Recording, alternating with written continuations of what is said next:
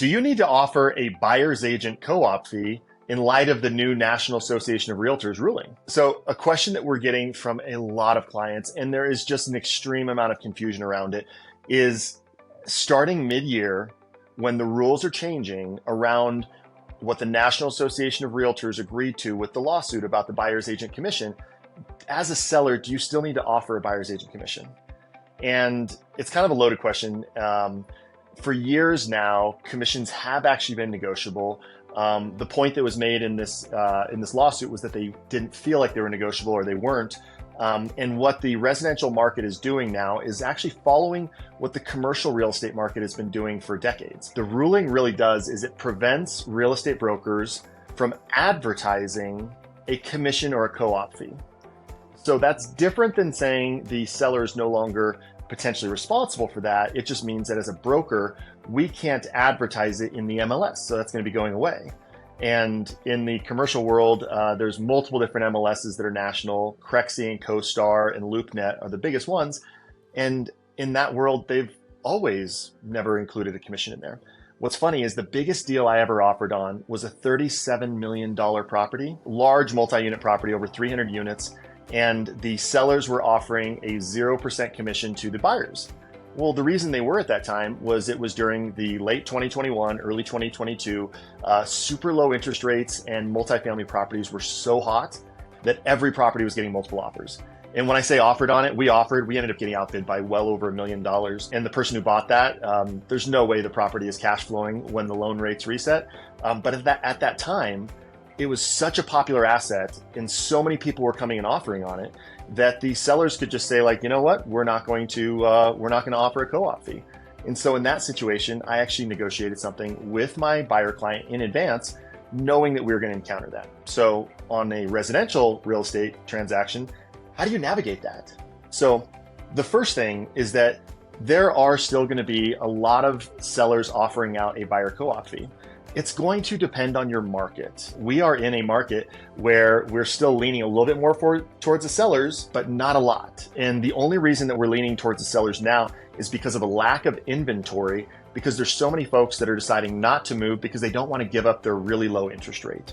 So in this kind of situation, do all sellers have multiple offers coming in? No, some still do. And in those cases, they might be able to negotiate less of a co-op fee being offered out to that buyer's agent. Yet in most situations right now, we're still seeing it's a very valuable tool to use. There have been companies also for years, decades in fact, that are discount brokerages that offer out a discounted fee. So instead of, let's say, 2.5% or 2.8% is the most common in Denver, 3% is common in Fort Collins and Colorado Springs and Summit County. Instead of offering out that set percentage that goes up and down based on the price, they would offer out a set fee, like a $3,000 flat fee. However, they would also put in the broker remarks that are the private remarks seen from one broker to another, that if you are in a client brokerage relationship and have an agreement for a higher commission, please submit it in the offer, which is what I think we're going to start seeing a lot more of after this ruling takes place. So, recommendations to you. Number one, should you offer out a buyer agent co-op fee?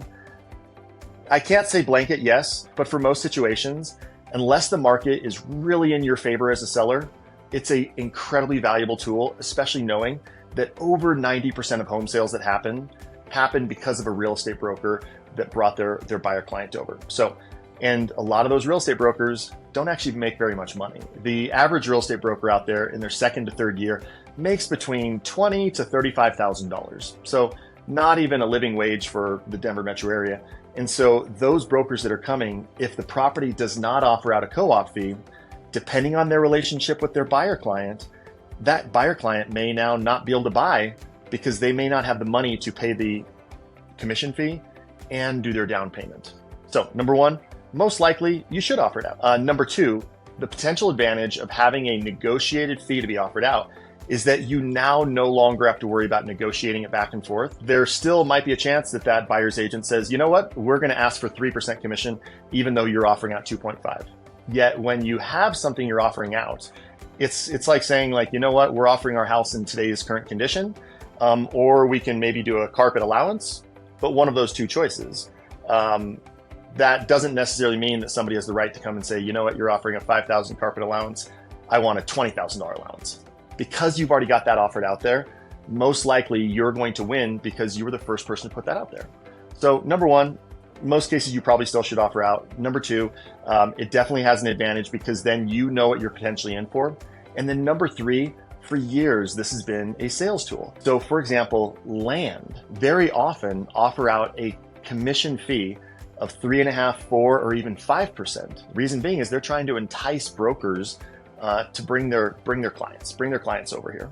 And land doesn't sell super fast most of the time. So the third thing is use it intelligently as a tool. We can look up and see what are the other co-op fees that have been offered out and call the other brokers, find out what other brokers are offering, which is one of the best things to do. Make sure that you are competing with your competition around you so that you're not sitting here and everyone else is sitting in a better position. But at the end of the day, this is not an easy one-stop answer, and there's a lot of nuances to it that really depend on your specific neighborhood and how strong the market is in your area and what's common in your area. So I'm sure people are going to have questions. Please reach out to me. I'm happy to have a discussion about all of this. This is constantly evolving. Loan products are changing. Things are going to keep happening in the real estate industry to make this a win for both sides. Again, it's not a blanket that sellers don't have to offer this out.